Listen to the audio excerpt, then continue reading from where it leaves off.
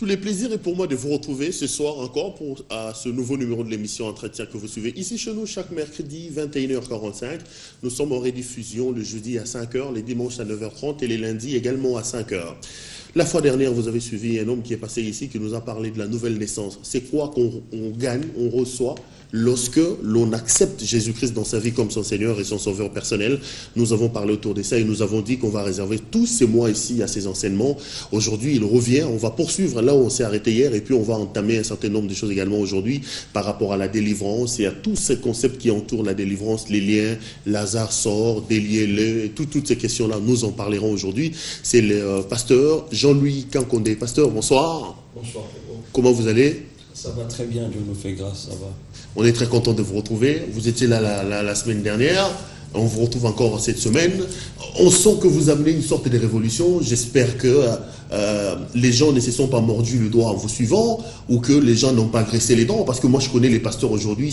C'est des gens très, très violents quand même. Il faut qu'on se les dise. Hein. J'ai l'impression que votre discours est différent de tout ce qu'on a toujours entendu. Je commence à avoir peur pour vous. Rassurez-moi que tout va bien. Ça va très bien. Hein? Je connais les hommes de Dieu. C'est des hommes doux. Hein. Moi, l'expérience que j'ai. Ah bon? Ah oui. Bon, on n'a peut-être pas la même expérience. Moi, je vous fréquente, ça fait 10 ans. L'image que j'ai de vous... Je l'ai dit lors de la dernière émission. Ici, je fais aussi une émission politique. Je suis plus à l'aise avec les politiciens qu'avec vous. Okay. Parce que ici, quand vous dites un mot, demain, c'est un pasteur qui vous attend à Bandal, qui vous raconte une histoire et tout et tout. Mais les hommes politiques, ils sont un peu plus démocratiques que vous. Fair play et tout ouais. Ça. Non, mais écoutez, la vérité, même Jésus n'a pas fait l'unanimité. Jean-Baptiste n'a pas fait l'unanimité. Paul n'a pas fait l'unanimité. Ça a toujours été le cas quand on apporte une vérité qui dépasse l'entendement de certains. Moi, je pense que la moindre des choses, c'est d'écouter, hein, avec beaucoup d'attention, et essayer d'analyser. S'il y a des questions à poser ou un entretien, on peut, hein, je suis entièrement disposé. Je n'ai pas besoin de vous prendre trop de temps dans les arts, entre guillemets, aujourd'hui. On va droit dans la question. Vous êtes venu, la dernière fois, on a parlé de la nouvelle naissance, pasteur. Vous nous avez expliqué plutôt ce que quelqu'un reçoit lorsqu'il accepte le Seigneur Jésus-Christ comme Seigneur et Sauveur. Vous dites que la nouvelle naissance, c'est la vie de Dieu qui commence désormais chez cet homme-là. Exactement. Nouvelle naissance, en fait, ce n'est pas simplement un ticket pour le ciel. Non. C'est une question de vie. C'est comme ça qu'on a l'habitude. Exactement. Et c'est Bomoya Seko, comme on le dit. Souvent, les gens ne comprennent pas très bien ce que c'est que Bomoya Seko. On ne connaît qu'un seul qui soit éternel. Et lorsqu'on dit que vous avez la vie éternelle, ça veut dire que la vie de l'éternel habite en vous. Et l'homme en qui l'éternité habite, l'homme en qui Dieu demeure, que devient-il? Par rapport à Dieu lui-même d'abord, par rapport au monde et par rapport à Satan. Quelle est la position que cet homme occupe par rapport à Satan, par rapport au monde et par rapport à Dieu?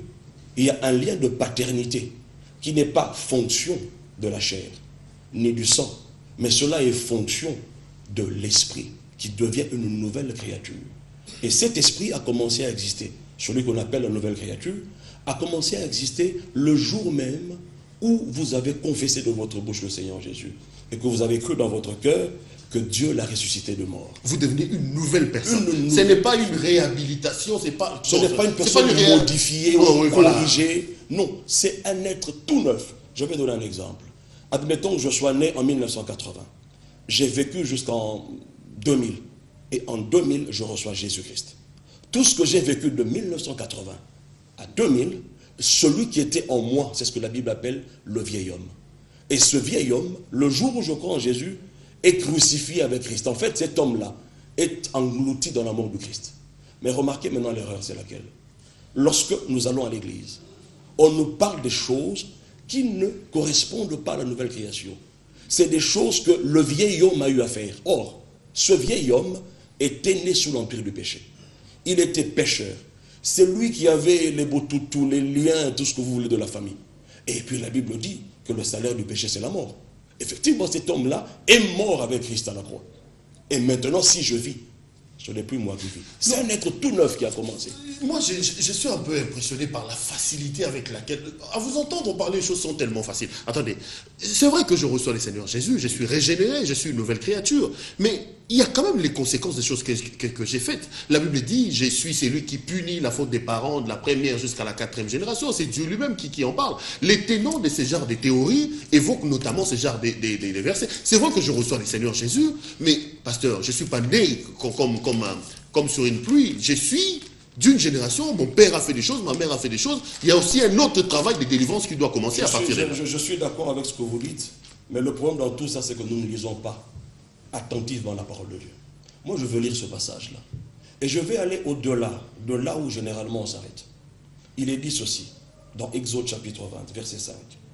Tu ne te prosterneras pas devant elles, et tu ne les serviras point. Car moi, l'Éternel, ton Dieu, je suis un Dieu jaloux, qui punit l'iniquité des pères sur les enfants, jusqu'à la 3e et à la 4e génération. Le verset ne s'arrête pas là. Le verset continue et dit, de ceux qui me haïssent. Visiblement, il s'agit de la génération de ceux qui haïssent Dieu. Pérou, vous avez reçu Jésus, vous haïssez Dieu pour autant? Pourquoi vous vous mettez sous le joug de ce à quoi le Seigneur ne vous a pas imposé ou non, non. Moi, j'ai cru en Jésus-Christ. Jésus a dit dans les évangiles, celui qui croit en moi a aimé celui qui m'a envoyé. Et puisque vous l'avez aimé, moi et mon Père, nous demeurerons en lui. De quel droit est-ce que vous me mettez sous le joug de cette génération, la 3e et la 4e, qui haït Dieu, alors que moi, je suis en Christ? Pourquoi? C'est clair. Ceux qui me haïssent, ce sont ceux-là qui sont victimes de ces choses. Le concept de la délivrance, à vous entendre parler, il faut l'enlever de nos églises et même de la Bible. Mais maintenant, au regard de ce que vous dites, je suis né de nouveau, j'ai la nouvelle naissance, je suis régénéré. Quelle est la place de la délivrance? Voilà. Est-ce que c'est les concepts tels qu'on nous les présente, qu'il y a des liens, qu'il y a des origines, il faut commencer à lire ces choses? Ou la délivrance pour vous, c'est quoi? Écoutez, je voudrais d'abord expliquer dans ce numéro de l'émission fustigez ce que moi je ne veux pas, à la lumière de la parole de Dieu. Ce n'est pas que j'apporte une pensée propre à moi. Non, on a commencé par un verset qui constitue la base même de toutes ces doctrines-là, que Dieu punit l'iniquité des pères sur les enfants, jusqu'à la 3e et à la 4e génération. Je vous fais rire. J'ai rencontré un homme de Dieu qui m'a dit la même chose, et je lui donne la Bible, je lui dis, monsieur, lisez. Et là où vous verrez une virgule ou un point, arrêtez-vous un moment. Il a lu 3 fois sans arriver à la fin. En fait, qu'est-ce qui se passe? Il a une hérésie dans sa tête. Et même s'il lit, en fait, il récite l'erreur qui est dans sa tête. Mais le verset va jusqu'à dire ceux qui me haïssent. En tout cas, je ne suis Donc c'est l'héritage de ceux qui haïssent le Seigneur. Dieu. Je ne suis pas de cette catégorie-là. Moi, j'ai aimé le Seigneur en acceptant Jésus.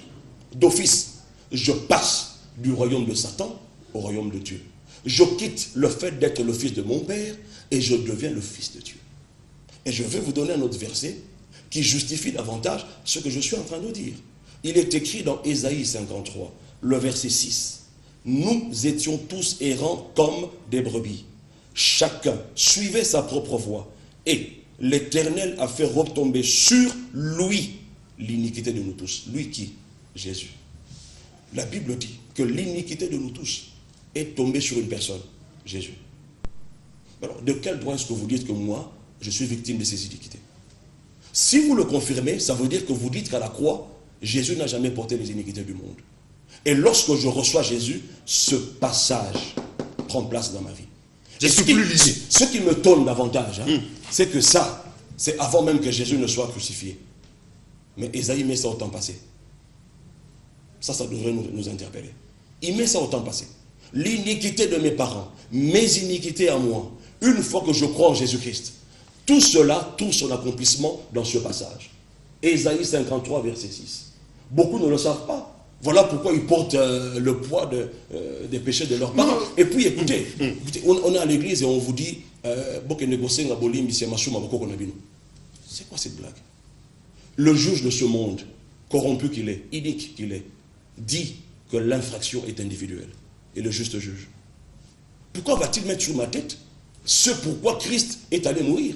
Si vous dites que j'ai les iniquités de chez moi, donc vous reniez le fait que Christ à la croix à porter nos iniquités. Ça veut dire quoi? Ça veut dire que quand je reçois les seigneurs, le concept du genre, les liens des familles, les origines, ton père a fait, ces histoires-là n'existent plus. C'est fini. Ça n'existe plus. C'est la Bible. Prouvez-moi dans la Bible un seul verset qui parle d'un chrétien lié. Un seul verset. Un seul. Ce que je lis là, c'est l'Ancien Testament. Non, mais le Seigneur Jésus a dit à Lazare, sortez-le du tombe. Quand Lazare sort, Lazare était en bandeau. On lui dit, déliez-le. On s'accroche à ce verset pour expliquer justement que... Ça veut dire quand le Seigneur dit, sortez, ouvrez, Lazare est sorti. Voilà et puis on donne un autre verset. La Bible dit, quand ils sont allés chercher cet âne-là, la Bible, ces gens qui s'accrochent à ça, il dit, le maître a dit, déliez-le, laissez-le partir. Moi, je suis un âne. Moi, je suis un âne. Non, c'est la préfiguration. Non, écoutez, ne spiritualisez pas ce que la Bible n'a pas spiritualisé. Même par rapport à Lazare. Qui vous dit que ces liens étaient les liens de sa famille? Ça, c'est de un. De deux. Lazare était chrétien. Lazare était ami de Jésus, chrétien. Ah, ami de Jésus. Non, non, non. Le christianisme a commencé quand? Le christianisme a commencé quand? Selon la Bible. C'est après la Pentecôte. C'est ce jour-là que l'Église était née. Alors, donnez-moi un exemple. Post-Pentecôte. Où vous retrouvez les apôtres parler d'un cas du genre lien de famille, hôtel de famille, hérédité de ceci ou de cela. Non, mais quand par exemple Jésus, les apôtres n'arrivent pas à sauver cet enfant, on lui pose la question, on dit, ce sont ses parents qui ont péché ou tout et tout. Ça, même dans la tête des apôtres, ils savaient qu'il faut remonter le temps. Il faut voir un certain nombre de choses. Il faut aller jusqu'à la fin. Quand ils ont demandé à Jésus, qui a péché? Qu'est-ce que Jésus a dit? Personne n'a péché.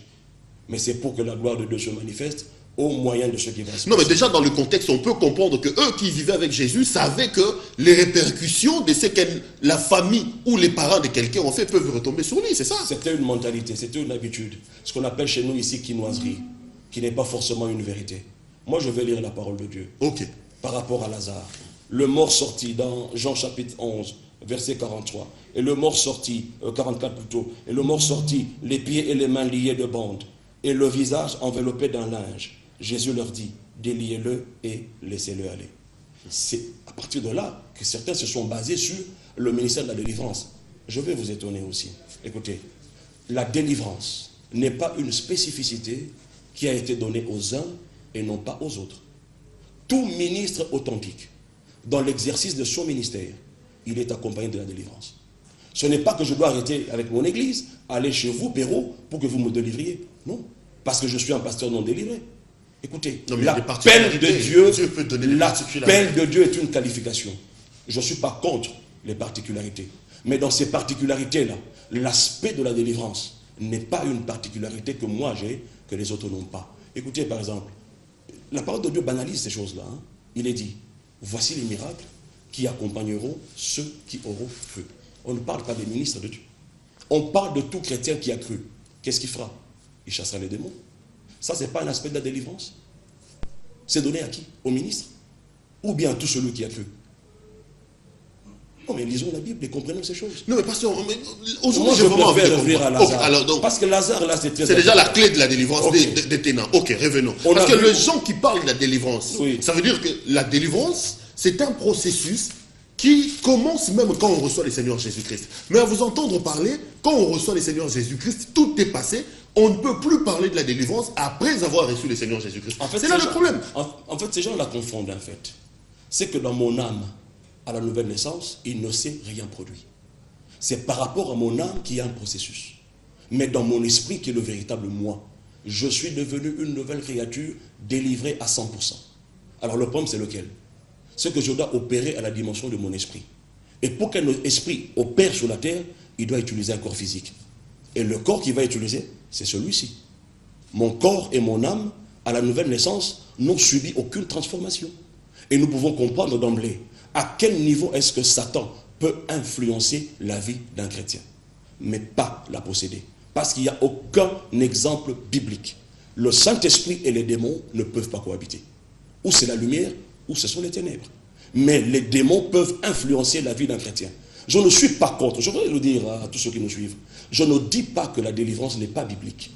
Je ne dis pas que le combat spirituel n'est pas biblique. Mais c'est la manière dont les choses se font. Donnez-moi un exemple d'un chrétien possédé. Et le cas de Lazare, de un, je vous ai dit, il n'était pas un chrétien. De deux, les liens de Lazare. Où est-ce que vous trouvez que ces liens-là étaient un lien de famille? Je donne une équivalence par rapport à Jésus. Lorsque Jésus a été enterré, vous allez comprendre une chose. Dans Jean chapitre 19, le verset 40, il est dit ceci. Ils prirent donc le corps de Jésus et l'enveloppèrent de bandes avec les aromates, comme c'est la coutume d'ensevelir chez les Juifs. Donc Jésus aussi était lié. Ah, comme la coutume. Ça n'a rien à voir avec des liens. En fait, Lazare était juif, Jésus de même. C'est un peu comme nos frères musulmans. Vous savez comment ils enterrent les gens. C'est selon leur coutume.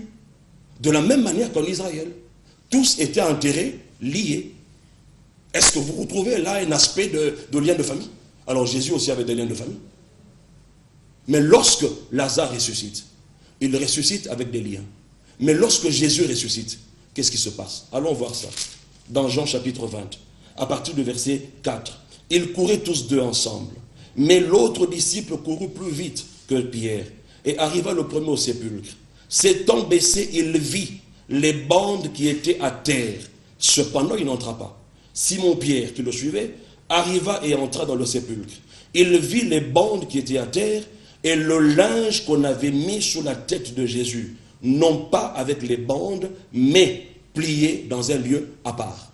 Et Jésus est sorti libre et vainqueur. Je pose une question. Vous et moi, à la nouvelle naissance, nous ressuscitons à la manière de Jésus ou à la manière de Lazare? Est-ce que moi j'ai reçu Jésus pour être semblable à l'image de Lazare ou à l'image de Jésus-Christ? Et si l'Esprit qui a ressuscité Jésus d'entre les morts habite en moi, ne donnera-t-il pas aussi la vie à mes membres mortels? Parce que les membres de Lazare étaient liés. Et ces liens-là, bon, puisqu'il veut spiritualiser, allons sur cette lancée. Mais ça n'a rien à voir avec des liens. Parce que Jésus aussi était enterré de la même manière. Ok, certains peuvent dire, Jésus c'est le Messie, c'est le Seigneur, il est Dieu, tout ce que vous voulez. Je vous donne une autre référence. On va aller dans Matthieu. Ça c'est le récit de la résurrection. Parce que là, cette affaire de Lazare, oui, c'est le soubassement de toutes les personnes qui ont le ministère de la délivrance. Mais on est en train de démontrer que cela est faux, c'est une hérésie qui est rentrée dans l'Église. Le chapitre 27 de Matthieu, à partir du verset 50, il est dit ceci. Jésus poussa de nouveau un grand cri et rendit l'esprit. Et voici, premièrement, le voile du temple se déchira en deux, depuis le haut jusqu'en bas. La terre trembla, les rochers se fendirent, les sépulcres s'ouvrirent, et plusieurs corps des saints qui étaient morts ressuscitèrent. Quand Jésus mourait, il s'est passé ces choses-là. Mais la partie qui nous intéresse, c'est que quand lui mourait à la croix, les sépulcres des saints s'ouvrirent. Qui sont ces saints? Parce que personne n'était déjà né de nouveau. On n'a pas reçu la sanctification par imputation en Jésus-Christ, non. Il s'agit vraisemblablement des Juifs, parce qu'il n'y avait aucun peuple sur la terre qui avait des saints, des personnes qu'on pouvait considérer comme saintes, si ce n'est les Juifs. Et n'oubliez pas que les Juifs, quand ils enterraient les gens, ils les enterraient liés, selon leur coutume, et non parce que c'était des liens de famille. Et quand ces gens-là, Jésus mourait, ces saints-là juifs, les sépulcres s'ouvrirent. Mais écoutez ce qui s'est passé. Étant sortis des sépulcres après la résurrection de Jésus, ils ne sont pas sortis avant. Quand il est mort, les sépulcres s'ouvrirent. Mais lorsque Jésus ressuscite, ces gens-là, qui étaient juifs, ces saints-là, sortirent des sépulcres. Comment? Liés? Non. Nous continuons la lecture. Ils entrèrent dans la ville eux-mêmes, dans la ville sainte, c'est-à-dire à Jérusalem, et apparurent à un grand nombre de personnes. Mais ils sont rentrés comment? En marchant. Pourquoi on ne les a pas délivrés? Comprenez que, après la mort et la résurrection de Jésus, la donne a changé. Nous sommes rentrés dans une nouvelle dispensation. Ne prenez pas les éléments périmés de la loi et l'appliquez aveuglement à l'Église. Nous sommes l'Église du Seigneur. Nous sommes libres en Jésus-Christ. Mais l'Église a un problème. C'est au niveau de son âme et au niveau de son corps. Ce n'est pas que, attendez, après ma conversion, il faut que je commence à briser les liens de ma famille. Briser quels liens? Écoutez. Il faut que je cherche les origines par rapport à mon nom. Il faut que je change de nom et que je prenne un autre nom. La puissance des capacités des noms. J'étais même pas si je deviens... maquillé. Et vous pensez que tous les maquillés, c'est voix de qui c'est sur la tête? J'étais Mankenga, je deviens Masanka. Tout ça. La puissance du nom. Tout. Allez voir ces gens-là de près. Depuis qu'ils sont devenus Masanka, qu'est-ce qu'ils ont eu? Depuis qu'ils sont devenus Moïse, qu'ils partagent le fleuve Congo en deux, parce que Bakombo est l'Andak. Le problème n'est pas par rapport à ces gens-là, par rapport à ces noms-là. Nous sommes appelés du nom du Seigneur à partir de notre nouvelle naissance. Nous avons reçu l'identité divine, la nature divine. Qu'est-ce qui se dit dans la Bible? Jean chapitre 1, versets 12 à 13. Il est dit, à tous ceux qui l'ont reçu, à ceux qui croient en son nom, elle l'a donné, Jésus, la parole, le pouvoir de devenir enfant de Dieu. Et le verset 13 explique maintenant comment cette naissance s'est opérée. Il est dit, ce n'est ni par la puissance de la chair, ni du sang, mais par la vertu de Dieu, le Saint-Esprit. Alors, si je suis né de Dieu, donc j'ai nécessairement la nature de mon père. Non mais pasteur Jean, c'est quoi? L'hérédité de mes parents s'arrête à ce niveau. Oui. C'est quoi? La destruction des hôtels, le combat des Gabaons, le combat spirituel, parce que c'est quand même des enseignements prêchés par les grands de chez nous, quand même. Hein? Des gens qui ont peut-être reçu le Seigneur Jésus avant vous, Jean-Luc Ankondé, qui ont fait des grandes choses avec le Seigneur, qui drainent des foules. C'est quoi? Enseignement, le rôle, la destruction des hôtels. Au regard de ça, je voudrais dire à l'opinion, je ne suis pas là pour indexer qui que ce soit. Je parle d'une vérité qui est dans la Bible. Parlons des hôtels de famille. Ok? Un hôtel, c'est quoi par définition? Par rapport à la parole de Dieu. Ça peut être un monument, bref, un monument au travers duquel nous pouvons entrer en contact avec une certaine divinité. Pas nécessairement le Dieu de la Bible. Parce qu'à l'époque d'Abraham, déjà, ces choses-là se faisaient. Mais lorsque Abraham a été visité par Dieu, l'autel qu'il a bâti, c'était en l'honneur du Dieu véritable, créateur du ciel et de la terre. Donc l'autel était comme le point de contact entre l'homme avec une certaine divinité. Mais chez Abraham, cela a changé de coloration. Mais lorsque nous naissons de nos parents, que dit la Bible? Nous sommes nés sous l'empire du péché. Nous sommes pécheurs. Pourquoi? Par rapport à la mort qui habite dans notre esprit. Notre esprit est spirituellement mort en Dieu. C'est ça le péché. C'est ça qui nous sépare. Or, l'homme ne peut entrer en contact avec Dieu qu'au moyen de son esprit. Et lorsque mon esprit n'a pas la vie de Dieu, je ne peux pas entrer en contact avec Dieu. Alors, est-ce que jusqu'aujourd'hui, nous continuons avec les symboles ou pas? Si je dois rentrer en contact avec Dieu, c'est par rapport à mon esprit. Donc mon esprit aujourd'hui occupe la place d'un autel. Et l'esprit que j'étais avant, qu'on appelle le vieil homme, a été crucifié, c'est-à-dire détruit à la nouvelle naissance. Et maintenant là, comme je suis en mesure d'entrer en contact avec Dieu, l'autel qui m'unit à Dieu, c'est l'homme nouveau en Christ qui est à l'intérieur de moi. Alors dites-moi, quel autel je vais détruire? Quel autel? Cet autel-là qui m'a lié à Satan, qui m'a connecté à l'occultisme, tout ce que vous voulez. À la nouvelle naissance, la Bible dit, je devais une nouvelle créature dans mon esprit. Mais cette histoire-là de l'autel n'a pas commencé à partir d'Abraham et tout ça. C'est depuis Genèse. Écoutez, quand la Bible parle d'Éden, en fait, il s'agit, c'est un peu comme une portion du ciel sur la terre. C'est le lieu où Adam rencontrait Dieu sans protocole. Abraham n'avait pas besoin d'adoration. Il n'avait pas besoin de louange pour rencontrer Dieu. C'était le lieu de rencontre. Et lorsqu'il a péché, parler d'Adam, oui. Oui. Et lorsqu'il a péché, Dieu l'a empêché alors d'entrer dans Éden. Qu'est-ce qui s'est passé? L'homme a commencé à se rechercher ailleurs. Il a utilisé plus son âme et son corps. C'est-à-dire la vie dans l'esprit était une vie morte par rapport à ce que Dieu voulait que l'homme manifeste sur la terre. Et vous comprenez déjà dès lors que cet autel-là, à l'époque, au commencement, c'était Éden. Et après, c'est Éden-là, le lieu de rencontre de Dieu avec l'homme, était devenu un autel. Et puis après, on a parlé du tabernacle, l'arche de l'Éternel. Ce ne sont que des symboles qui ne représentent qu'une seule personne, Jésus-Christ. Et en fin de compte, ce tabernacle-là a pris un corps. Et il a habité parmi nous. Et lorsqu'il a pris un corps physique, il a rencontré la femme samaritaine qui lui disait, dites-nous, vous les Juifs, vous dites que Dieu, pour le rencontrer, il faut aller à Jérusalem, c'est-à-dire le temple. Et nous, les Samaritains, nous disons qu'il faut aller sous la montagne. Jésus va lui dire, femme, crois-moi, ce n'est ni sur la montagne, encore moins à Jérusalem, mais en tout lieu, que nous l'adorerons en esprit et en vérité. Dieu va nous exaucer. Mais qu'est-ce que Jésus est en train de nous dire exactement en ce moment-là? Parce qu'il y avait des gens qui allaient au temple. Mais qu'est-ce qu'ils allaient chercher au temple? Le tabernacle du temple là, c'était la personne vivante qui marchait. Voilà pourquoi Jésus avait des problèmes avec les gens qui étaient au temple. Parce que c'était lui qui incarnait la divinité sur la terre. Pour rencontrer Dieu, il fallait rencontrer l'homme Jésus. Et le jour où on lui a dit, maître, regarde donc cette construction. Il a fallu autant d'années pour bâtir cela. Il leur dit, détruisez donc ce temple. Et dans 3 jours, je le releverai. Non, mais... Jésus parlait non pas de cette bâtisse-là, il parlait de lui en tant que temple. Non, mais vous parlez des temples, vous me mettez de l'eau dans la bouche, mais quand vous opposez à la délivrance telle que vous l'avez faite, vous répondrez comment à cette femme qui a été courbée au temple? Lui aussi, la Bible parle d'elle comme une fille d'Abraham. Parce que quand Jésus la délivre et qu'on lui pose la question que vous la délivrez pendant un jour des sabbats, Jésus dit de lui qu'il est aussi fille d'Abraham.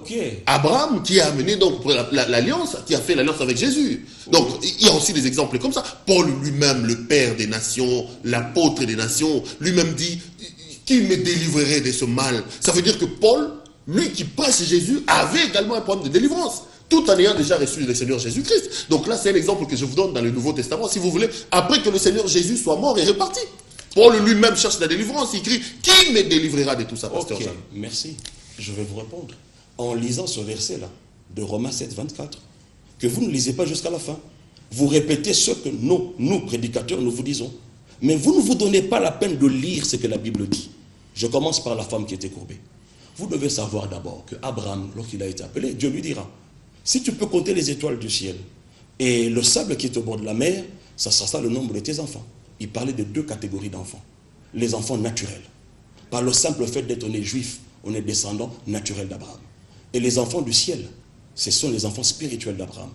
Ceux qui sont nés d'en haut et qui ont la foi comme Abraham. Et cette femme-là, elle n'était pas née d'en haut. À cette époque-là, l'évangile de Matthieu jusqu'à Jean, c'était encore l'ancienne alliance. Et puis, elle n'allait pas dans une église chrétienne, elle allait à la synagogue. Elle était de la postérité d'Abraham en tant que descendance naturelle d'Abraham. Et dans Jean 8, Jésus va dire aux pharisiens, vous avez pour père le diable. Et ils vont lui dire, non, nous avons pour père Abraham, Dieu est notre père. Jésus va dire, non, votre père, c'est le diable. Parce qu'il n'était pas né de nouveau.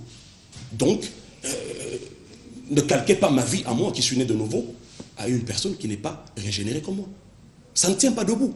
Et parlant de Paul, dans Romains, lui au moins, Jésus est déjà la parti. Nouvelle Alliance, oui, je suis d'accord avec vous. Mais lisez le passage. Il est dit ceci, misérable que je suis, qui me délivrera de ce corps de mort? Corps de mort, ça veut dire quoi? Lien de famille? N'est-ce pas que je vous ai dit qu'à la nouvelle naissance, mon corps n'a subi aucune transformation?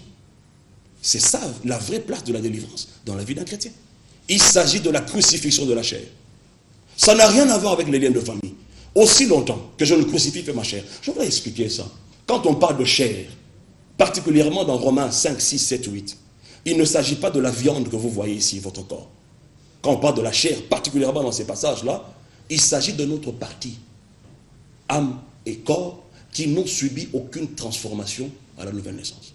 Il ne s'agit pas de la délivrance, de couper les liens, couper les chaînes. Non, c'est la délivrance du corps de péché. Ce sont les œuvres de la chair. Et en aucun cas dans la Bible, les apôtres ont parlé de ces choses en termes de chasser les démons. La Bible parle des œuvres de la chair. On s'adresse aux chrétiens. On parle de l'adultère, de l'impudicité, des querelles, des ruses et tout ça. Écoutez, l'impudicité d'un chrétien et l'impudicité d'un païen, qu'est-ce qu'il y a de différent là-bas?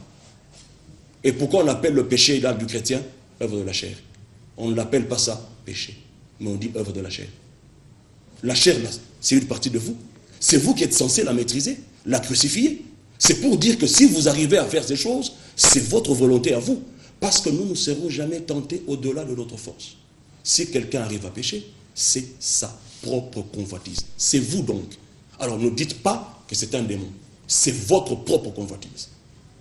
Mais pasteur, alors, en vous entendre parler, tout ce qu'on nous présente ici comme délivrance, ça veut dire, je dois commencer à chercher l'origine. J'ai même connu même des gens qui font délivrance dans le mariage, délivrance dans la famille, délivrance des liens de malédiction, délivrance financière. Donc, dans chaque domaine des chrétiens, on est appelé, on dit même que la délivrance, c'est une quête perpétuelle des chrétiens, selon les églises qui sont ici. Non, qui sont ici ça c'est la délivrance de l'âme qui est un processus. Okay? L'âme doit être renouvelée, de manière à ce que vous ayez la lumière de la vérité de la parole dans votre intelligence. C'est ça ma question, pasteur. Je voulais que vous me donniez un peu, selon vos explications, le contenu sémantique de la délivrance.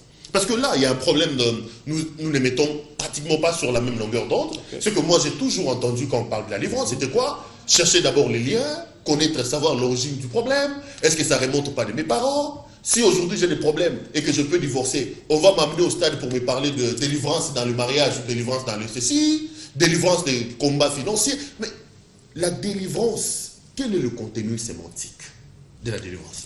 Merci beaucoup.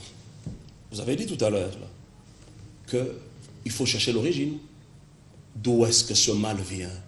Pourquoi est-ce que ma vie est telle qu'elle est? Je veux vous donner l'origine de la Bible. Romains chapitre 5, verset 12, il est dit, c'est pourquoi, comme par un seul homme, le péché est entré dans le monde, et par le péché, la mort. Et qu'ainsi, la mort s'est étendue sur tous les hommes, parce que tous ont péché. On parle d'un seul homme. C'est qui? C'est votre grand-père? Le papa de votre papa?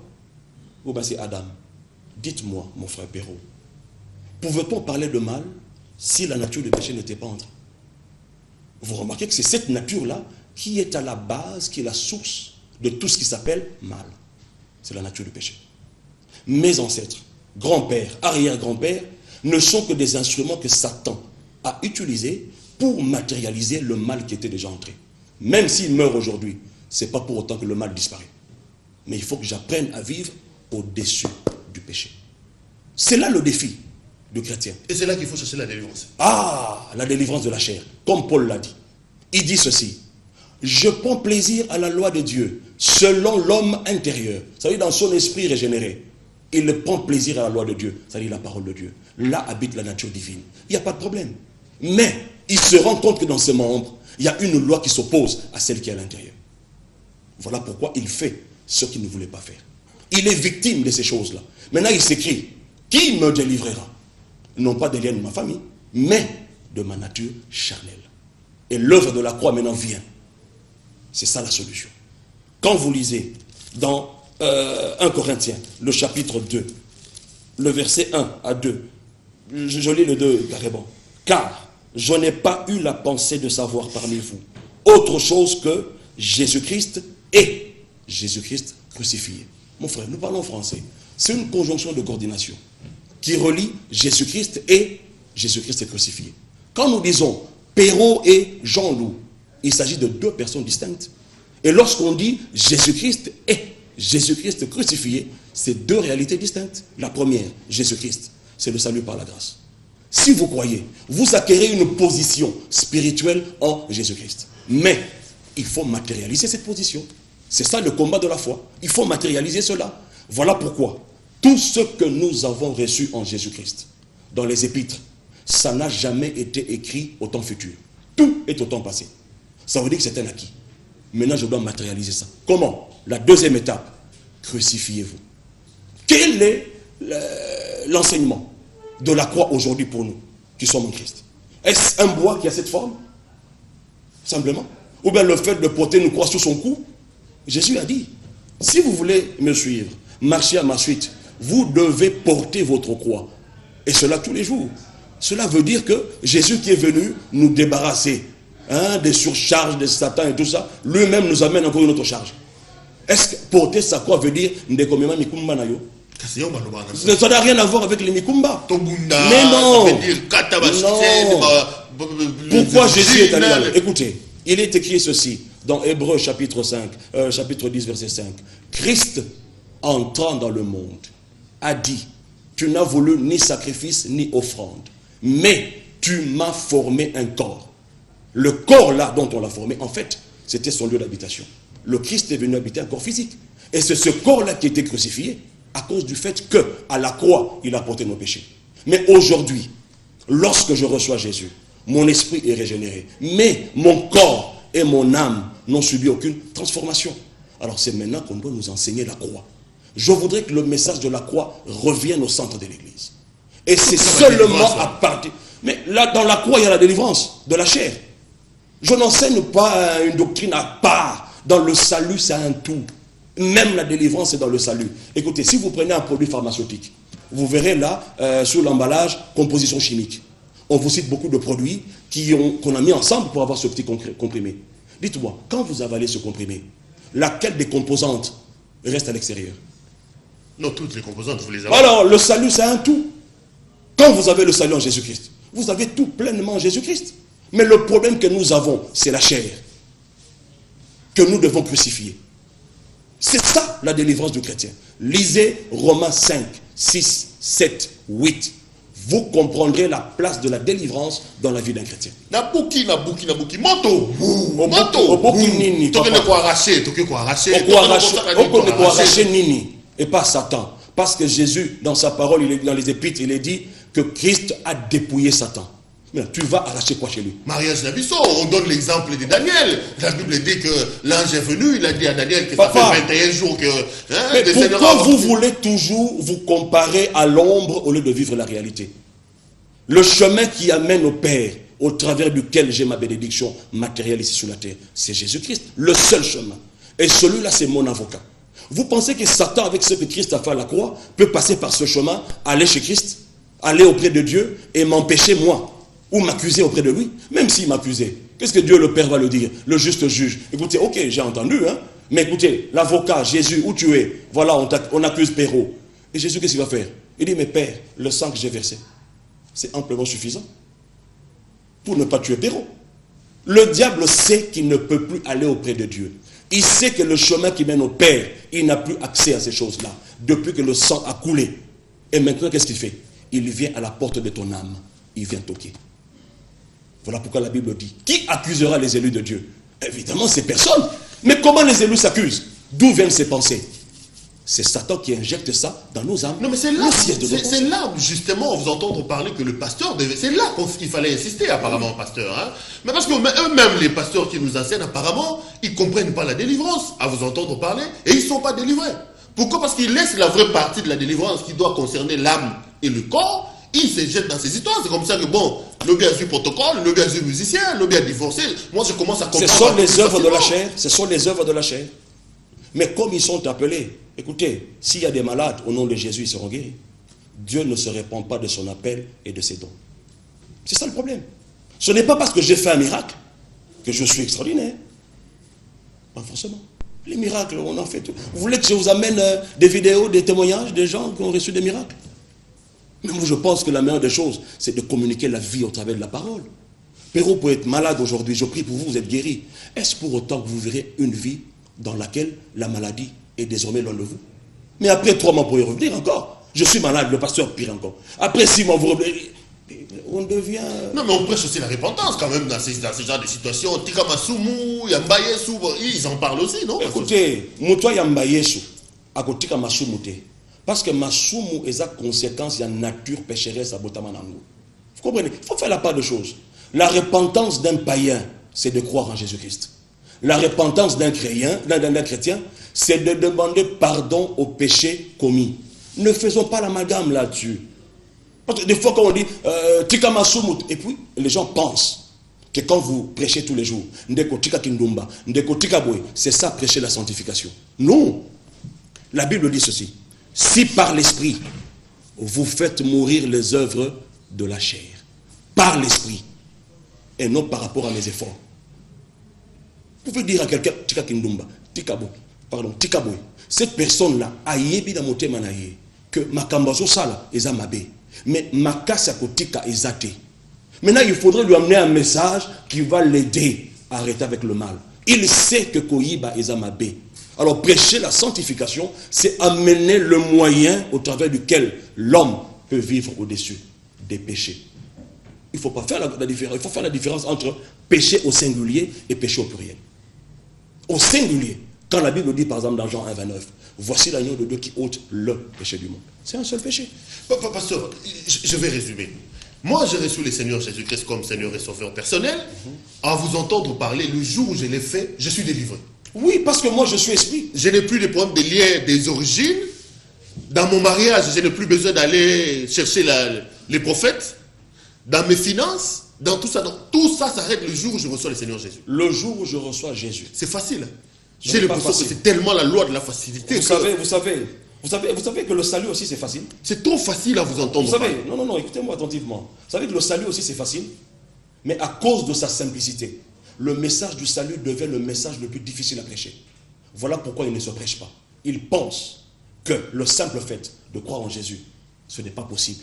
D'être passé des ténèbres à la lumière. Écoutez-moi. Écoutez-moi, mon frère. J'ai 45 ans, tout ce que j'ai fait avant, et mes parents dans des centaines d'années s'arrêtent. C'est aussi facile que ça, même, pasteur. Qu'est-ce que vous entendez par grâce? Ce sont mes efforts à moi. C'est quelque chose que je reçois sans une faveur particulière. Ok, quand je reçois Jésus, je reçois sa grâce. Alors, qu'est-ce que j'ai reçu? C'est des choses imméritées. Pourquoi vous voulez que j'obtienne ça par le biais de mes genoux par terre? Des combats, il faut combattre. On va parler du combat spirituel. Combat. Nous avons encore des temps, j'espère. Non, Donnez-moi 2 minutes. Ok, donnez-moi 2 minutes. Je vous combattre. démontre ces choses-là. Éphésiens chapitre 6, à partir du verset 10. Au reste, fortifiez-vous dans le Seigneur et par sa force toute puissante. Ça déjà, ça nous donne l'information que le combat spirituel, c'est pour ceux qui sont remplis du Saint-Esprit. Quand vous suivez le verset 11, revêtez-vous de toutes les armes de Dieu, afin de pouvoir tenir ferme contre les ruses du diable. Pourquoi pas contre la puissance du diable et le pouvoir du diable? Parce qu'il n'en a pas. Nous combattons contre les ruses. Christ l'a déjà dépouillé. Alors maintenant, quand vous dites Satan, mais la Bible dit ruse ya Satan. Alors maintenant, et la Bible et moi pasteur, vous les croyez? Est-ce que c'est gens qui inventent des histoires? C'est la Bible. Le verset 12 nous dit: car nous n'avons pas à lutter contre le sang et la chair, mais contre les dominations, les autorités dans le céleste. Ça, c'est une partie purement spirituelle. Ok, attendez. Le verset 13, je vais vous expliquer ça. 13, c'est pourquoi prenez toutes les armes de Dieu, afin de pouvoir résister dans le mauvais jour et tenir ferme après avoir tout surmonté. Tenez donc ferme. Ayez à vos reins, premièrement, la vérité. Est-ce que la vérité, c'est l'histoire de ma famille que je ne connais pas? Que papa et mes tantes auraient fait des alliances et aujourd'hui, là, ça se répercute sur nous. Voilà pourquoi il faut connaître sa source. Moussissa Nayo. Non, ça, ce n'est pas une vérité. La vérité, c'est une personne, Jésus-Christ. Lui-même se définit comme la vérité. Donc la première arme se réfère à qui? À Jésus-Christ. La deuxième arme, c'est la justice. Christ s'est fait justice pour nous. La deuxième arme se réfère encore à la justice. La troisième arme, l'évangile de paix. 1 Corinthiens 15, 1, 2, 3 nous dit quoi? L'évangile, c'est qu'il a été crucifié. Il est mort, enterré, ressuscité. Et puis il a été exalté. Toutes ces étapes-là, quand vous les étudiez, vous gagnez quoi? La quatrième arme, la foi. La foi vient de quoi?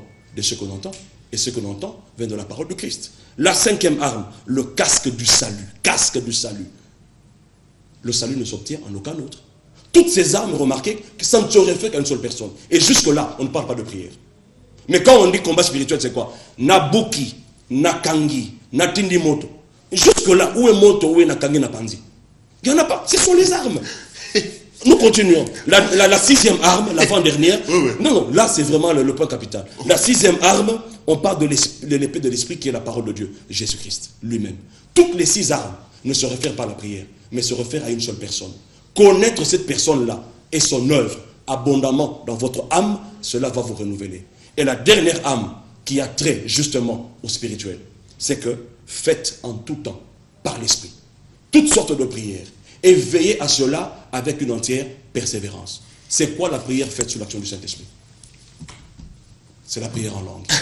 on va revenir, on me fait signe qu'on tombe petit à petit vers la fin de cette émission. J'ai l'impression, comme j'ai dit la dernière fois, qu'on doit parler. Malheureusement, la télé, c'est le temps, pasteur. Oui. On s'arrête, aujourd'hui, on s'est arrêté au niveau des combats spirituels. Oui. Hein? Les armes sont là. Les armes. Donc, oui. Prochainement, on revient sur le combat spirituel. Les armes sont là. Et puis, on va terminer. On va expliquer chacune des armes. Votre mot de la fin, pasteur. Le mot de la fin, c'est que, mes bien-aimés, vous devez recevoir Jésus dans votre vie. Selon Romains 10, verset 9. Si vous confessez de votre bouche le Seigneur Jésus et vous croyez dans votre cœur que Dieu l'a ressuscité des morts, vous êtes sauvés. Ça vous dit que vous êtes devenus enfants de Dieu. Vous passez des ténèbres à la lumière, du royaume de Satan au royaume de Dieu. Vous n'avez plus d'église. De la malédiction à la bénédiction. Cela est acquis et c'est une position que vous avez spirituellement. Vous avez maintenant le devoir de combattre le bon combat de la foi. Pas le combat de Mipanga, pas le combat de Moto, mais le combat de matérialiser ce que je suis en Jésus-Christ. c'est votre mot de la fin. Pasteur, on vous retrouve la semaine prochaine. Merci. Vous avez le temps pour nous. Revenez donc. Merci. On a dit qu'on va faire un mois, mais je commence à avoir l'impression qu'il faut plutôt en faire 3. Bon, que Dieu soit loué. On verra. Non, je n'ai pas encore donné. Voilà, monsieur, cette émission est complètement terminée. On va dire grand merci à vous qui nous avez regardé. Valentine, la grande dame Valentine Joly était à la prise des sons de cette émission. Le meilleur d'entre tous. Il manipule 10 000 fois mieux les TriCaster que tout le monde. Carly Mabial a été au TriCaster. Hubert Chipoukan a été à la coordination, à la supervision et à la réalisation de cette émission. Delves Kiakal a supervisé l'équipe de prise des vues. On a bien travaillé sous le regard de Rachel et de son mari, Jacques. Rachel et Jacques, on vous dit grand merci. On vous retrouve la semaine prochaine. Pasteur Jean-Loup, merci. Merci d'être venu. C'est moi qui vous remercie énormément. Merci beaucoup.